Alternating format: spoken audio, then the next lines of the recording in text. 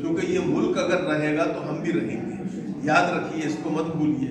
हमारा इस मुल्क से जो ताल्लुक़ है वो सिर्फ कि हमें पैदाइशी नहीं है, बल्कि हमारा इस मुल्क से जो ताल्लुक़ है वो बाई चॉइस भी है।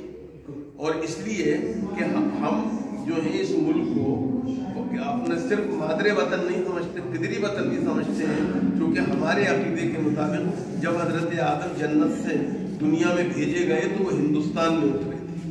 दूसरे, हमें ये नहीं भूलना चाहिए कि इकबाल ने जैसे कहा है कि मीरे अरब को आई ठंडी हवा जहाँ से, मेरा वतन वही है, मेरा वतन वही है, वो हिंदुस्तान है। तो जहाँ से रसूलुल्लाह को ठंडी हवाएं आती हो, वहाँ पर अगर गर्म और मुज़र्रसा हवाएं चल रही हों तो उनको उनकी तलाफी करना और उनको दूर करना हमारा काम है। त्रिपुरा पुरअमन रियासत थी नॉर्थ ईस्ट की, जहाँ पे कि जो बांग्लादेश की सरहद पे वाक़ है, जहाँ पे फ़िरका परस्ती नहीं थी।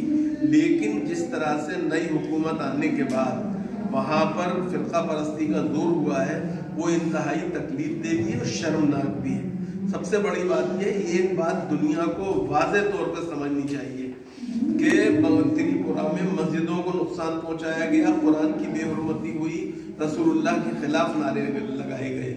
मैं एक मुसलमान की हैसियत से ये बात वादे कर देना चाहता हूँ, मुसलमान सब कुछ बर्दाश्त कर सकता है, अपने ईमान से कोई समझौता नहीं कर सकता है। और रसूल, कुरान और मस्जिद हमारे ईमान का हिस्सा है। ठीक, शुक्रिया सर।